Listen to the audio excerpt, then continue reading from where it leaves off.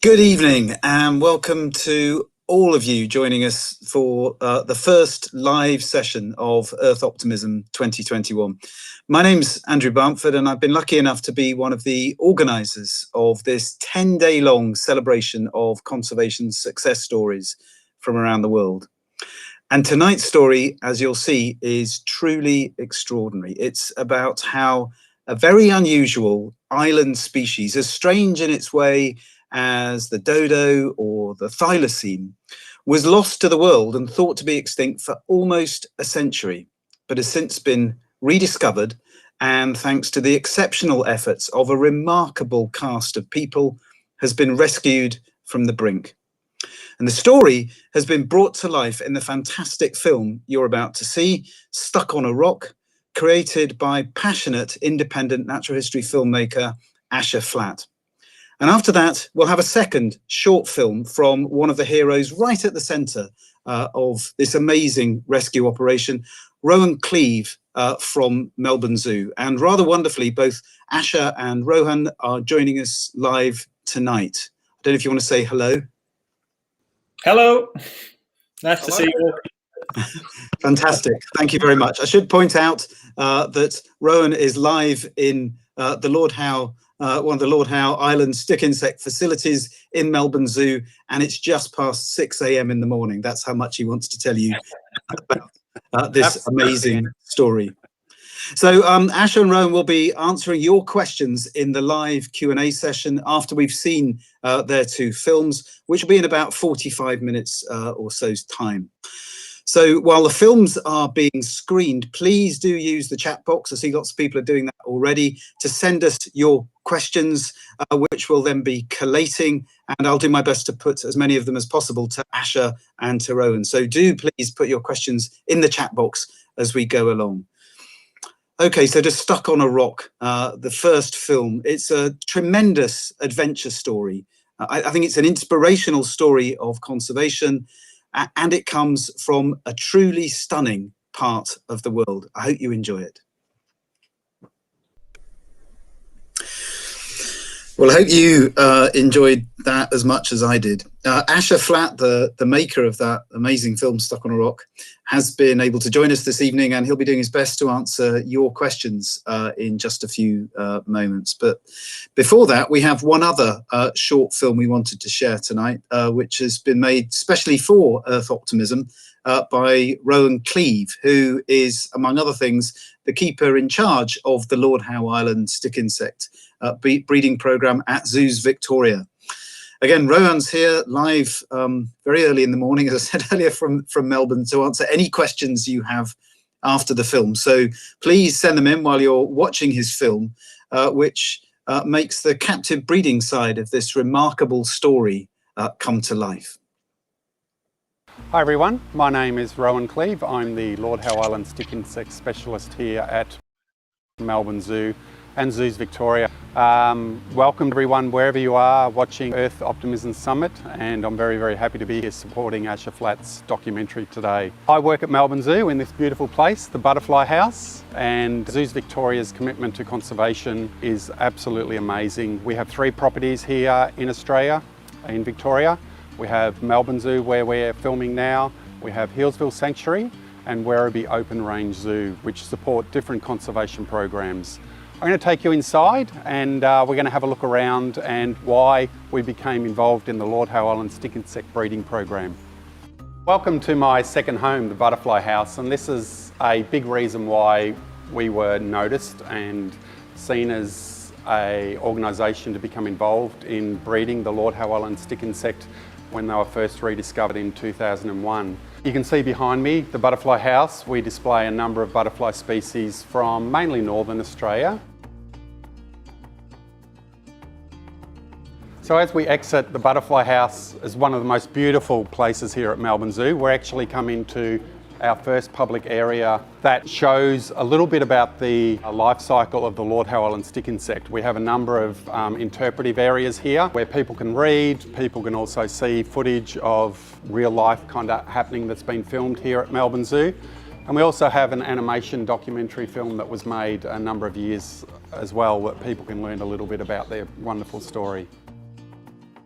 The story of the Lord Howe Island stick insect is quite amazing. From 1918, when the supply ship Macumbo hit rocks just off Lord Howe Island, was careened closer to shore, and that's when black rats made it to Lord Howe Island.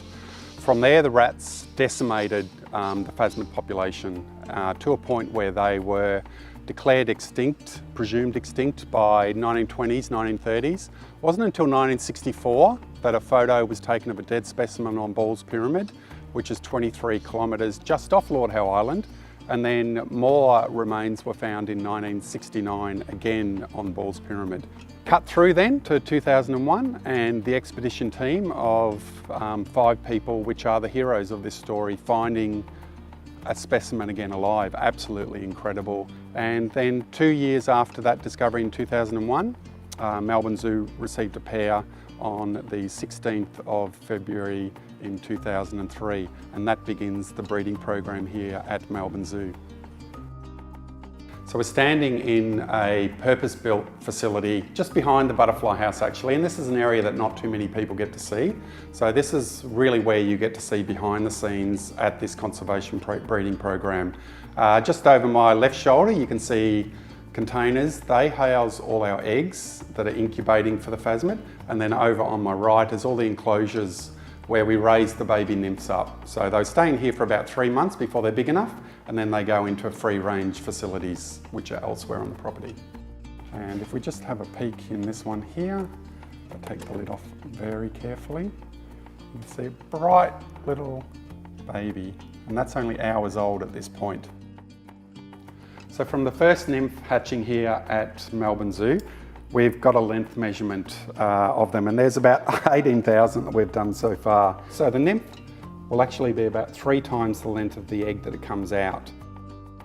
So the really positive thing about this program is we have seen consistency right through with behaviour. So the nymph that is actually placed in the enclosure when they first hatch is more diurnal, so they'll stay out in the light, usually up the top third of the plant or up on top of the enclosure itself. And then as things start to grow and they molt and they get bigger, that's when they start coming together more as a group, and then eventually they start turning brown, green, and then that's when they're actually looking for darker places in the enclosures. So from Adam and Eve, our original pair, we were then able to go successive generations and pair animals. The exciting thing here with this group of incubating eggs is when they start to emerge, this will be our 16th generation to successfully emerge at Melbourne Zoo from a particular group, but we can track back their records way back to 2003. So about 3 years into the program, we're really interested in starting an international breeding program once we got permission to do that. And part of that is actually making sure that institutions around the world or anyone that is involved has the right plants. Plants are really important for this species. Obviously that's what they eat. We've run over at least 100 different plant species trials here. We'll put a newly hatched nymph on the plant, raise it to adult, make sure it lays eggs, and then we're also able to hatch those eggs, and then it's ticked off as a successful host plant. So next door is our nursery where we raise all the young. This one here is now part of a research project. So what's really important, and I need to get across to everyone, is how important environmental conditions are for the Lord Howe Island stick insects. With such enormous support here internally at Zoos Victoria to build new infrastructure for a single invertebrate species is just absolutely incredible. Underfloor heating, we have evaporative cooling, which run in all of our greenhouses, glass houses, to keep high humidity going. This is a genetic research project that we have going. We have a pair from our 2 different genetic lines that we have breeding. They will be laying eggs or laying eggs soon. Some of them are adult and laying. We're going to be looking at egg development, what's happening inside the egg, but also getting genetic material from those animals as well, so that we can test what is actually passed down from parent to the nymph. And it's going to be a really interesting research project again. So if anyone has been to Melbourne Zoo, we have beautiful gardens that you walk around throughout the zoo. Great work by our horticulture team here at Melbourne Zoo. But one thing that's really important to us on invertebrates is plants itself, because for caterpillars in the butterfly house, which we saw, but also for the Lord Howe Island stick insect. So just behind me here are our high quarantine plants, which have been propagated, grown from seed, whatever, by our nursery staff here at the zoo. They do an absolutely amazing job for us to keep this species going. And these plants are all for our high quarantine animals that came from the collection on Ball's Pyramid in 2017, and Vanessa and her offspring. We're now actually in her third offspring. So the plants behind me are becoming more and more important as our numbers grow for that generation line as well. So once the babies are big enough at about 3 to 4 months of age, they then are sexed, and then they come into a free range facility. So this is one of our free range glass houses. I'll open up and show you an interesting little phasmid huddle in here. So this is typically what we would see during the day for sub-adults and adults. They'll all be huddled in together, and then they start to peel themselves off individually at night and then come out. And that's when they'll be moving all over the greenhouse's floors, walls and roof, looking to feed. They'll be mating. They have access to fresh water all the time, and also egg laying containers as well. So this is a different glass house that holds a genetic line that we bred between the female's offspring from 2017 that were collected to our original genetic line going all the way back to 2003. So our environmental conditions are really, really important, and this little device here, a Kestrel unit, helps us measure temperatures, high and low, and also humidity. That is recorded every day on here, and anything outside those ranges goes into our ZIMS recording system.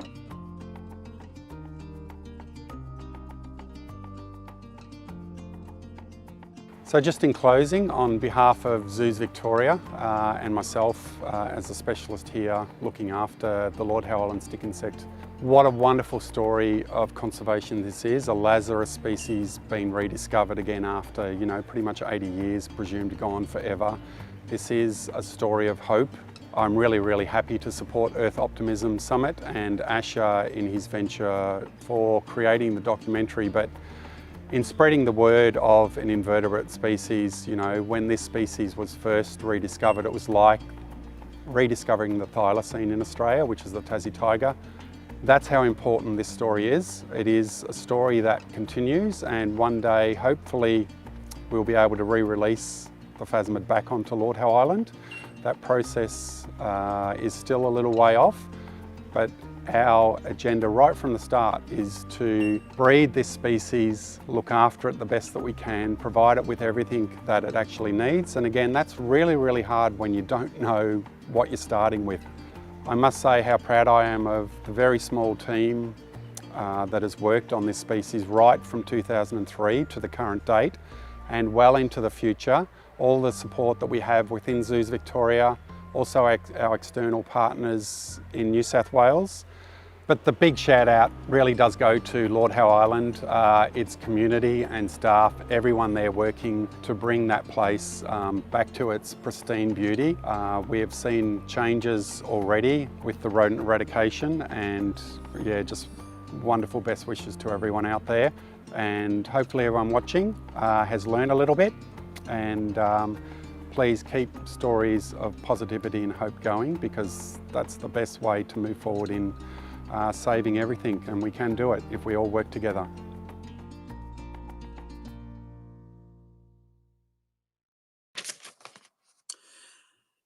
Well, thank you very much for that film, Rowan. There's a bit of a lag between us and the YouTube channel, so do get asking your questions, and we'll get them a little bit later, but we'll respond to them as quickly as we can, or we'll try to get to them. Just while we're waiting for those to come in, I don't know if Rowan can join me, but we're being joined tonight by an extremely special guest. Maybe you can say a little bit about the guest, Rowan. You can't hear me.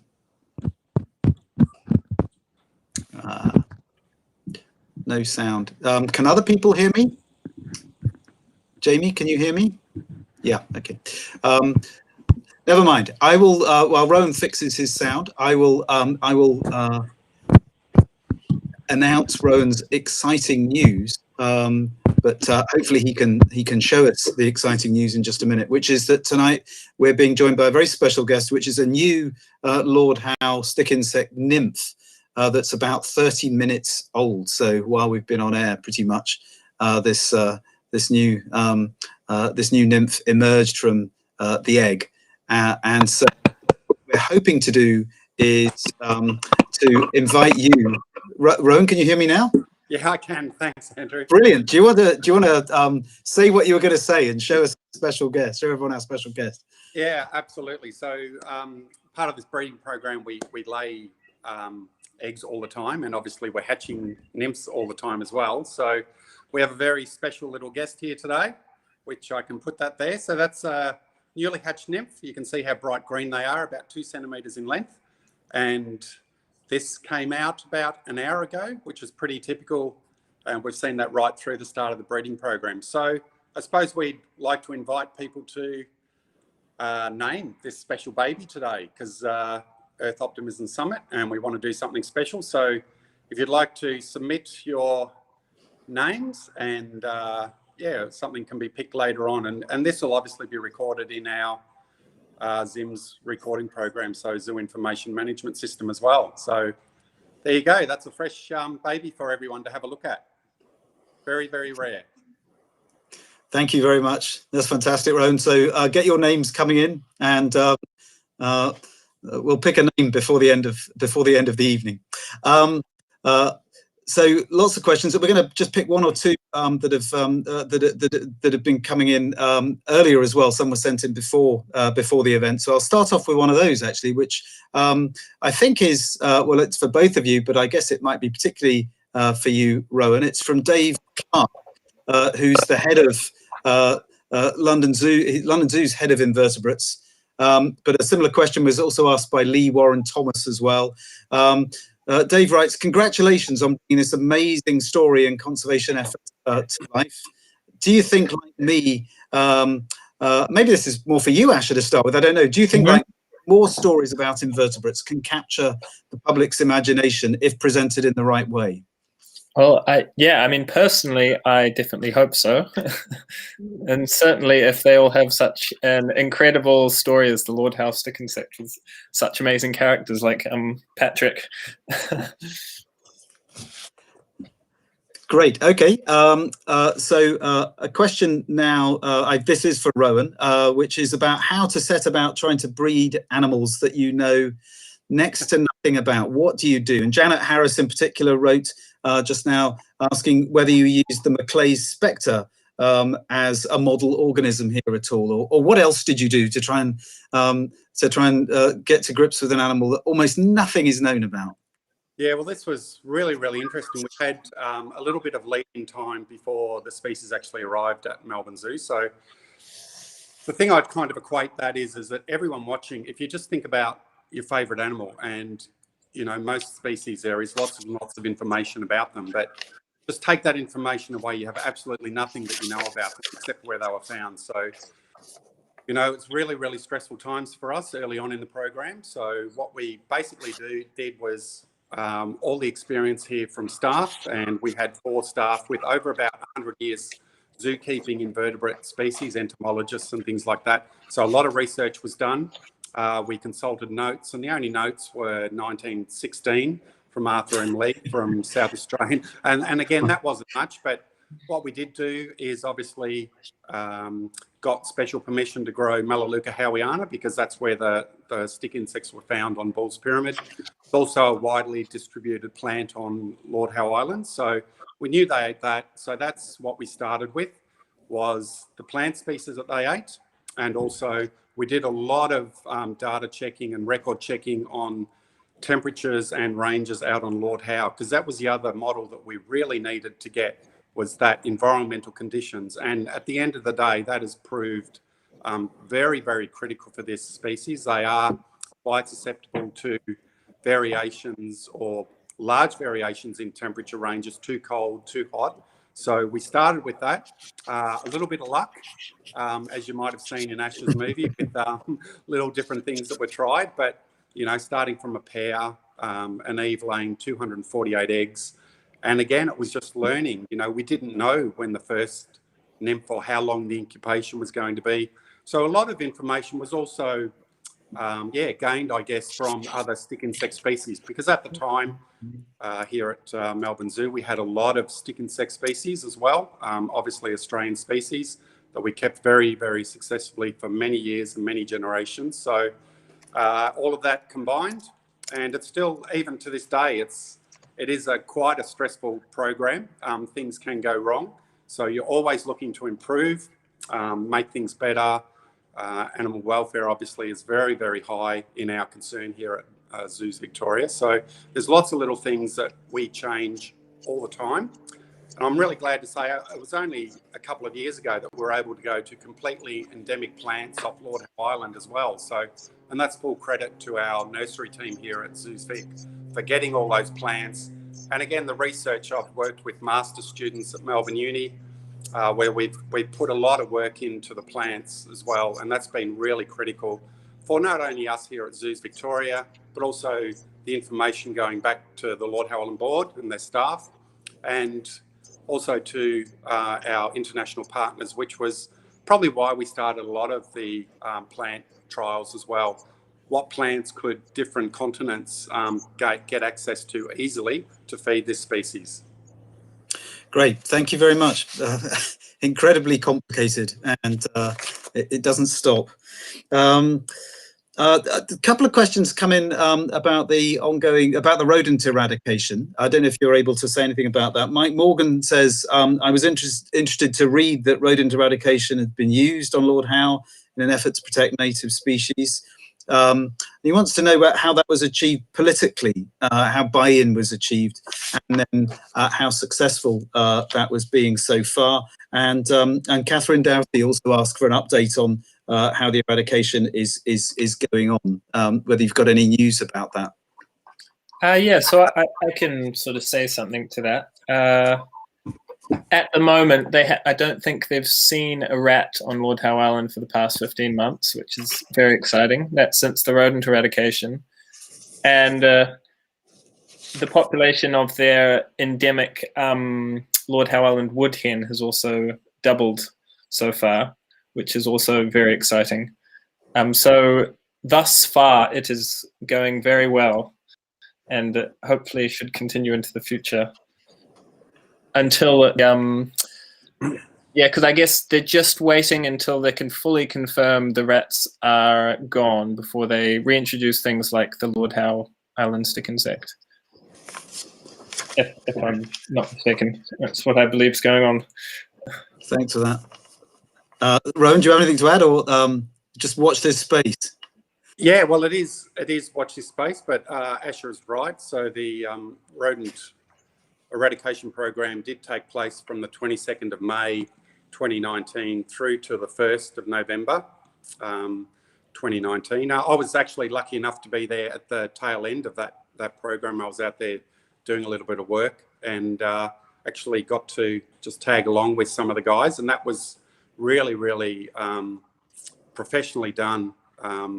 And yeah, Ashley is right, like it's been 15, 16 months now.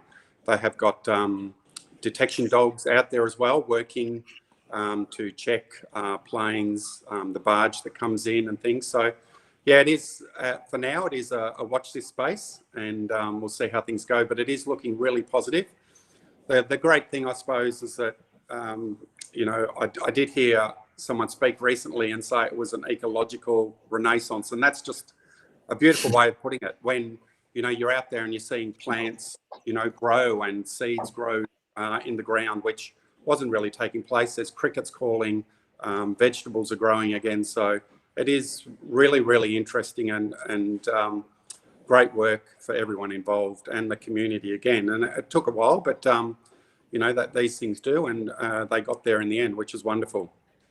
I'd also like to say they have a great weed eradication program out there as well. They've been earmarked as a 30-year weed, so any non-endemic plants they go through, and that's a great program as well. Wow, amazing. Well, actually, a related question just in now from Kamal Ramsahoy. Are there other species in decline on Lord Howe Island due to the rat population? You mentioned the Lord Howe wood hen. Yeah, sorry, go ahead. No, yeah, they're definitely. I believe as soon as the rats made it onto the island, at least 5 of the native birds went extinct, which was quite sad. But yeah, I'd imagine like a lot of the species there would have been feeling the effects of the rats. So I think everyone's just waiting to see how being hopefully rodent-free is going to affect the wildlife and the plant life. I think they already have noticed a lot of the plants coming back because the rats were nibbling all the seeds and the seedlings before they could get established. So that's very exciting. Yeah, yeah. This may be a question for Rowan. I expect Benjamin Jarrett was interested in whether there was any evidence about whether the bull's pyramid population might be different from the ancestral population on the main island in terms of its adaptations to local conditions and so on, and whether that could be an issue for the reintroduction efforts in due course. Any thoughts on that?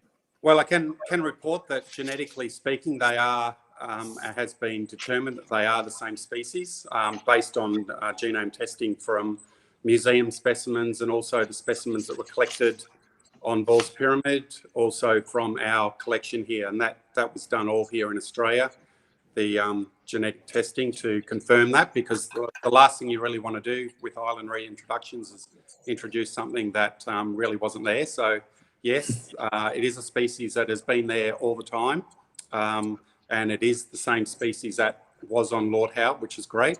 So a green light there certainly to go ahead with that. Great. A question, do we know, this is from Infinity Shelter, it says, the question is, do we know why these insects huddle during the daytime? Is there any explanation for this behaviour? No, look, that's an interesting one. So when we have pairs, and we rarely do individual studies, but I think in Ash's movie you would have seen little bee markers on some of the backs of the phasmids. And that was interesting because we tried to map, and that was very early on in the program, we tried to map individuals. But the funny thing is that you get a few phasmids together and they all seem to molt, or a couple will molt overnight at the same time. So that was something that proved unsuccessful in the end. But what we do know is that huddling behaviour has been consistent right from the start. So even the early reports from 1916 is that the species was extremely easy to find on Lord Howe Island in log hollows and in tree hollows, and you could break open a log and they'd all be in there huddled together. Now you would assume being ectotherms may be a heat thing, also for protection. Collection in numbers is really, really important for invertebrates. So there's a couple of theories around that, but they do it here all the time. But with the male and female pair bonding, that's quite interesting, because I was just next door in our research glasshouse that you saw in my little piece, and the male is always very, very aware the female is when they get nest box or log hollow. If there's only 2 of them, typically the male would be on top of the female with his 3 legs over the female's body, and that's something again that we've seen right from the very start. And this is all stuff that we have learnt and documented and seen, and Patrick, who was in Ash's movie again, and a wonderful, wonderful entomologist, and full credit to him for the work that he did early on. He was able to work at night and just document everything that was going on. So that's how we also learned a lot of stuff about the huddle and behaviour for the species. Right. Yeah. Extraordinary. Catherine Doherty, how many individuals are there on Ball's Pyramid? Is anyone any idea? Well, the last official expedition in 2017, there was 16 and then 17 found. The most over the expeditions that have been mounted there, the highest I think was about 24 individuals. So it operates at a very, very low number. So, obviously taking any animals off is, a really, really well thought out decision. You know, decisions have to be made, and that's why the careful decision was made at the very, very start in 2003 to remove 4 individuals. And again, in 2017, we were only able to take 1 female, which we named Vanessa after one of the climbers. Great. Question from Julie Perry. What sort of life expectancy do they have? Very long in Patrick's care, it seemed to be. We've actually tracked an individual that was about 2 years and 4 months. So a year and a half, 2 years is a really good life expectancy. Again, being invertebrates, it's really all about numbers, and anyone working with invertebrates, you know that there's a lot of numbers. So, you know, we do have a number of deaths, typically more in the first month probably than any point.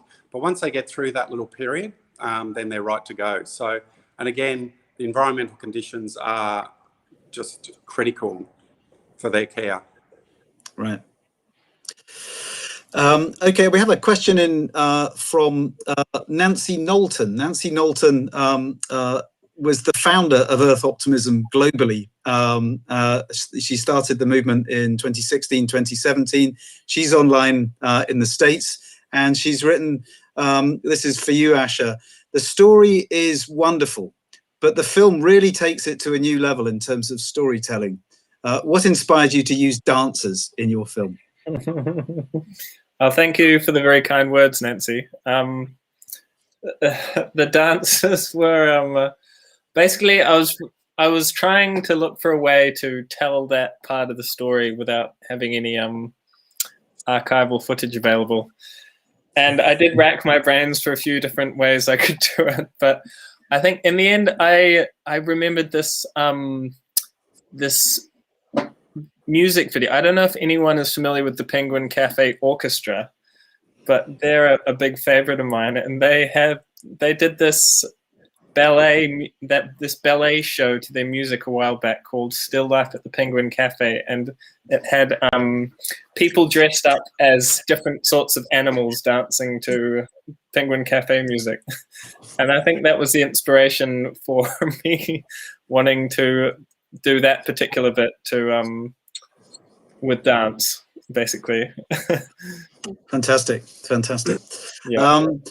A question from Janet Harrison, a biological question now. Do the Lord Howe stick insects have any parasites? And she's interested if there's things like mites, which might be specific to this species. So we're not looking at one endangered invertebrate, but maybe others, if there's some parasites there as well.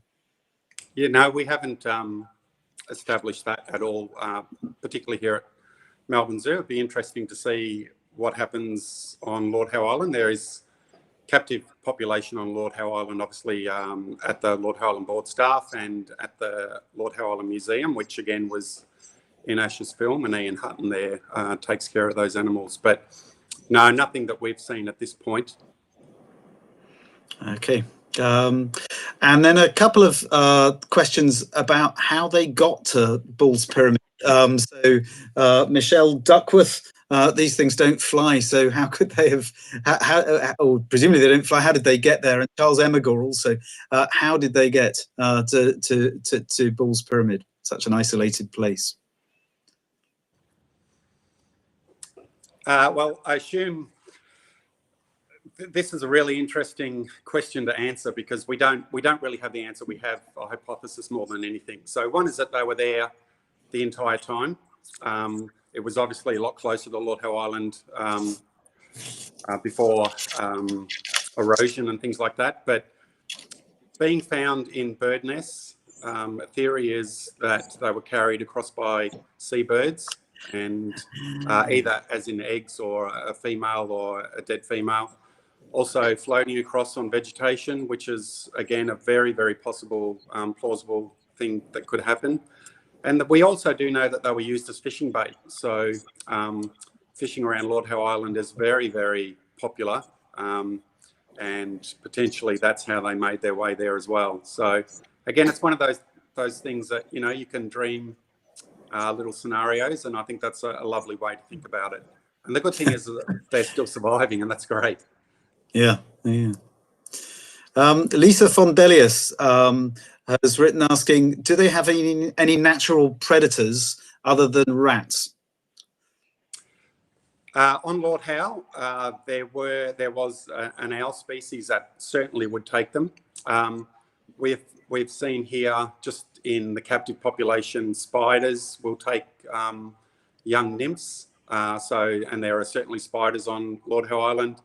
We have other issues with other invertebrate predators that may take them. But again, it's what you're finding out on Lord Howe Island, and there's not too many predators. So you imagine the size of an adult phasmid is a really, really delicious meal for an owl, for example. So, that you could imagine those be taken, and that again, that's why the rats would have just decimated the population, because they're very, very easy to find, and and that's what would have taken them.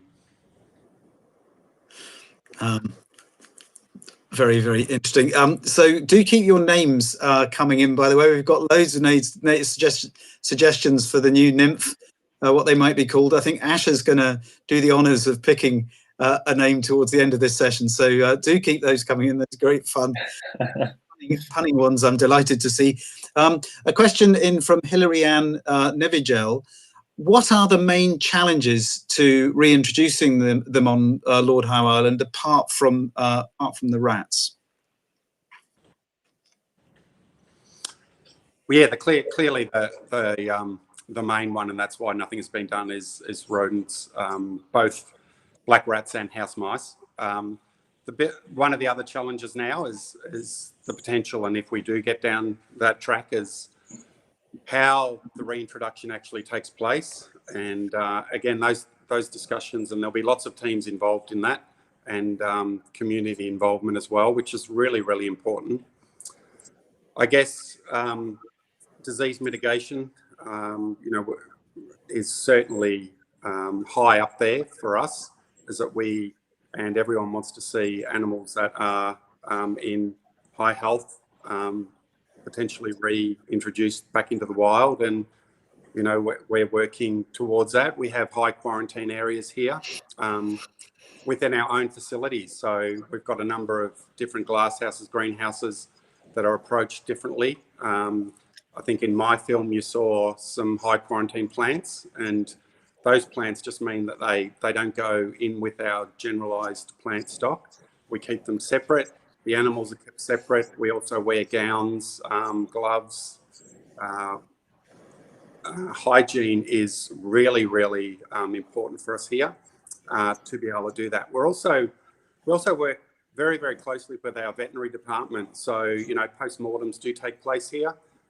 Samples are sent off-site for testing if we've got concerns with potential disease or any issues that we know what's going on. We need to know what's going on for any potential reintroduction scenarios. So at the moment, we are tracking really, really well. And that's the other thing about wanting to spread the species out. So, bringing San Diego, Bristol Zoo in the UK, and Toronto on board, Melbourne Museum, and getting animals back to Lord Howe Island in 2008 was really, really important for us as well, is to not have all your eggs in one basket and to spread the species out, because things can go wrong, as I mentioned, really, really quickly. So it's just important that we minimise risk, and we risk-base things as well as we go along. Thank you for that. Matt Kelly, I think, wrote asking what other changes you might be hoping to see on Lord Howe itself with the eradication of the rodents. You talked quite a lot about some of the plants that are recovering, for instance. And likewise, Kamal says, is there now scope to restore the ecology of Lord Howe Island? Ash, did you want to take that one, or I'm happy? Yeah. Well, there definitely is the answer to the question. So, I mean, I think hopefully the island's just going to take care of itself, basically, now that the rats are gone. I think they were really, causing a lot of damage, and I think people will only be able to see how much damage they were causing after we wait a bit. But again, like I mentioned, they were eating a lot of seeds of the plants. They eat birds' eggs and predate on young chicks, and so I think populations of many things are going to hopefully go up. Yeah. Okay, that's great. Thank you. Still lots of questions coming in. This is a question from Nicola that you started to answer in your film, I think, Rowan, but also from Janet Harrison. Nicola says, "What are some of their favourite plants to live on?" And Janet asks, "How many host plants do you know about today? Do you have to date for this species?" Yeah, I can list a couple of their favourites because we have done extensive research here. Melaleuca howiana, which obviously they were found feeding on Ball's Pyramid, is one of their favourites. Ficus, banyan tree, is again, as subadults and adults, probably their most favourite plant species to eat on. We also have Blogia, Cryptocarya, again endemic plant species on Lord Howe Island. We've raised them successfully on tree lucerne, which was the backbone of the plant species here for a very, very long time. And that's because the plant recovered really, really quickly, and we could grow a lot for the numbers that we were trying to keep. So for research projects here, I kind of have about a 6-month to 12-month lead in if we're looking to do something with research. And the main basis behind that is how many animals are we using and what plants do we need. We need to make sure we've got the plants going. And again, as I mentioned earlier, was that a lot of it based around the plant stuff was for our international partners and other people that might come on board. But again, the really important research that we did on Lord Howe Island was myself and a master's student spent a couple of weeks out there, and we were doing preference, and we're also doing survival trials on every single plant species that we could find on Lord Howe Island. And that would give the board and the community a much better idea of what plants the species might eat once they get back out there, and if that does happen, and we hope that it does. So, all of that is really, really useful information. I even had them going on lemon trees, for example. But again, survival is really, really low on things like that. I have one here at the moment. We're just running through. I have a subadult on Mullembeckia, which is a creeping vine, which is on Lord Howe Island. And it's a nice topiary plant that we have here at Melbourne Zoo. So again, our nursery staff have been growing plants for us. And once I get enough plants, then we can commit to a bit of a plant trial. And again, it's not ticked off until it does run through that whole process of nymph to adult to egg to nymph again. And then we cross it off. So I'd say all up, maybe 120 to 150 plants we've trialed. A lot of those plants weren't successful, but again, a lot of them have been really, really useful to us here. And the main reason that we've been moving back to endemic plants is us scoping forward for potential reintroduction and making sure their diet is right. We see different growth rates from different plants as well, which is really interesting. Their frass or their poo is also different depending on what they're eating. Their growth rates, vary a lot. But the thing that I have introduced here, and we've been doing for quite some time now, is that they do have plant choices. So apart from if we're running a plant trial on a single plant species, every single animal has access to a minimum of 2 plants, and they have that choice of which plant to feed on. Wow. Extraordinary amount of work. Thank you for that, a quick question from Alan Hitchner. Do you have an idea of the captive population size across the world now? It is quite low. I'd say we are operating anywhere probably between 1,000 and 1,500 to 2,000 animals worldwide in a captive situation.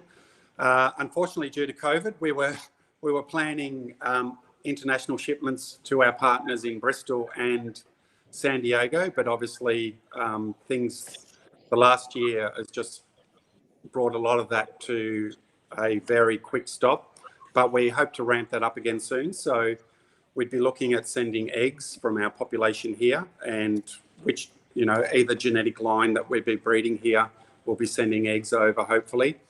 And again, that's really, really important for us. Fantastic. Thank you very much. A question from Michelle Duckworth. I wanted to confirm these insects are indigenous to Lord Howe Island and Ball's Pyramid. They're in no other place in the world. You're the people to tell us. Yep, that's correct. Remarkable. Okay, Asha, I was going to ask you a question actually about. Yeah, shoot.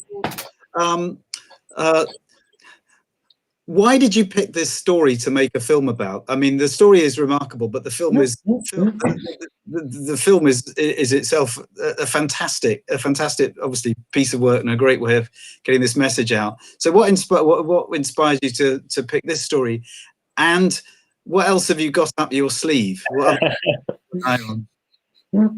Well, yeah, it was quite serendipitous actually. Like it came up when I was volunteering at the Melbourne Museum actually, and Patrick was at the museum for a while, and he had population of, they breed all sorts of stick insects at the Melbourne Museum.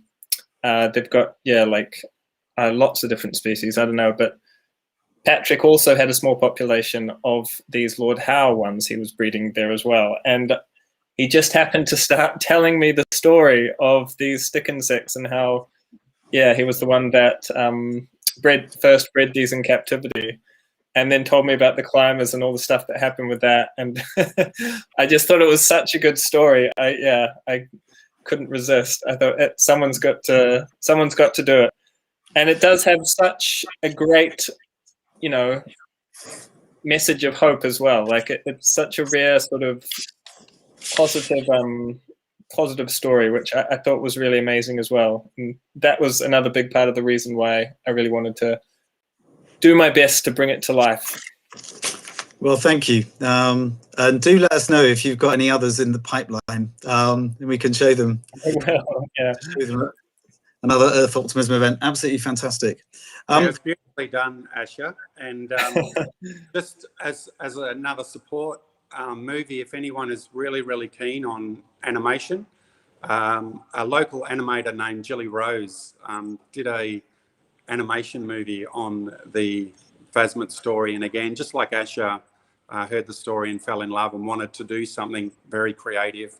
And her movie is called Sticky, and it is online. So if you type in that, hopefully you can find it. It was actually made in 2013. But again, something like Asha's, just made with pure love, and, a really, really great piece. Yeah, and that is a really lovely film as well. So you should also give it a watch. So we'll look him up, and we might get the link in the chat if we get a chance. But sounds like it will be fairly easy to find. I think Ash is going to look for it.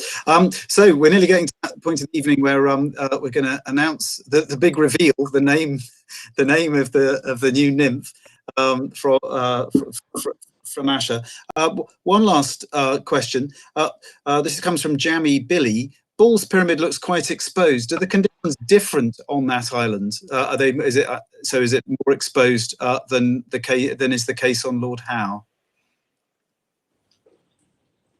Guess that maybe for Rowan, I don't know.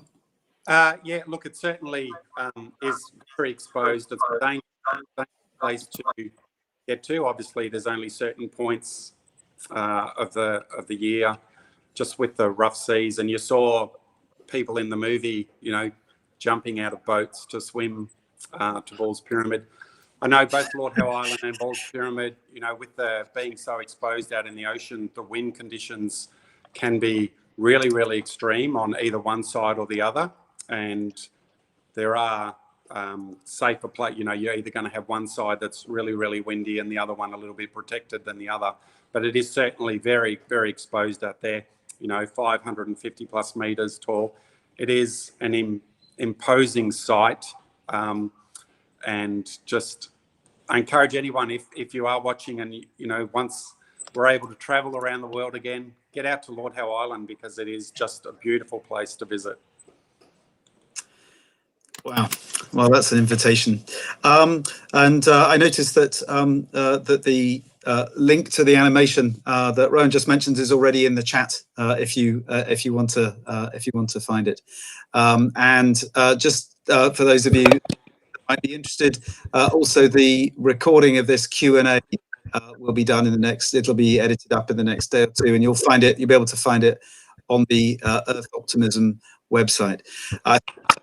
Questions, but I just wanted to hand over to Asha before saying a little bit about tomorrow's Earth Optimism. I want to and thank yous. I want to hand over to Asha for the big reveal, for the exciting news of the evening that we've been waiting for.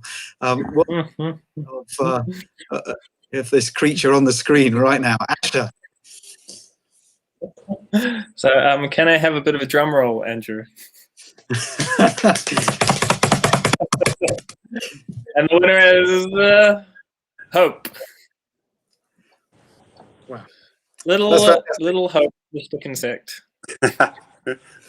Thank you very much for all your great suggestions, guys. It's been a real pleasure.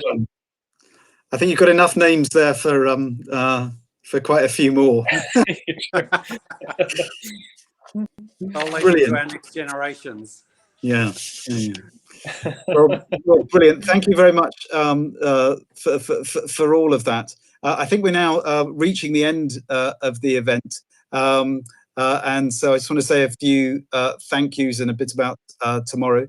This is the end of the film festival part of Earth Optimism, but that's only the very first part of Earth Optimism 2021. Right now, in the Solutions Fair part of the program, there are almost 50 short videos and web pages available which set out ideas about things we can all do.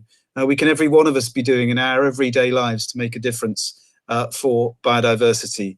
And those ideas are going to be up all week and for longer still. So go burrowing into the Solutions Fair. And then tomorrow we start the Stories of Hope part of the program. There's going to be over 40 films being released over the next week, culminating in the Q&A session next Sunday afternoon. That's our last event at 2 o'clock, where you can see Liz Bonin in conversation with and putting your questions to the voice of the planet himself, Sir David Attenborough. So do tune in for that. But between now and then, we've got a new batch of fantastic films and a live evening Q&A session coming up almost every day. We start tomorrow with our Reasons for Optimism session that features new films from Chris Packham, from 17-year-old youth striker for the climate, Junaid Islam. There's films about wetland restoration in Kenya and in the Cambridgeshire Fens. There's a film by award-winning writer Helen Macdonald about why nature inspires optimism in her. And then there's a live Q&A session at 8 o'clock tomorrow night on which you can get to through the website, where you can ask Chris Packham whatever you want to ask Chris Packham. So thank you, everyone, for taking part tonight. I want to thank Asha on behalf of all of us for his wonderful, uplifting, remarkable film. I really want to thank Rowan for joining us all the way from Melbourne, which is fantastic. I see it's got daylight while we've been talking, which is amazing, and for introducing the world to hope, and to everyone for coming along tonight. Do please come back tomorrow and join us for more Earth Optimism. Thank you very much and good evening.